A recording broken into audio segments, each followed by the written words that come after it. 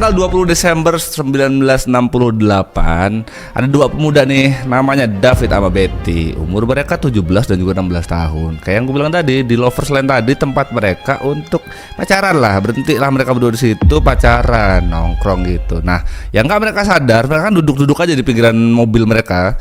Yang nggak mereka sadar, di belakang mobil mereka ini ada mobil juga yang berhenti. Lampunya dimatiin tapi mesinnya masih tetap nyala. Dan kebetulan waktu kejadian itu jam 11 malam. Ada orang tapi mungkin jaraknya jauh-jauh lah, nyaris nggak ada orang sama sekali, sepi. Nah, ketika polisi datang, si David ini kondisinya udah tergeletak di samping mobil dia tempat duduk tadi sama si Betty. Nah, sedangkan si Betty di mana bang? Si Betty 8 meter dari mobil dia sama David tadi. Entah mungkin dia keseret, entah mungkin dia dibawa. Udah 8 meter aja jaraknya. Terus waktu polisi datang, yang dilihat sama polisi di sekitaran badannya si David sama si Betty ini ada selongsong peluru banyak, itu pada berceceran di lantai. Awalnya polisi ngira kalau ini mungkin perampokan, tapi pas dicek sama polisi di mobilnya si David ini nggak ada satupun barang yang hilang.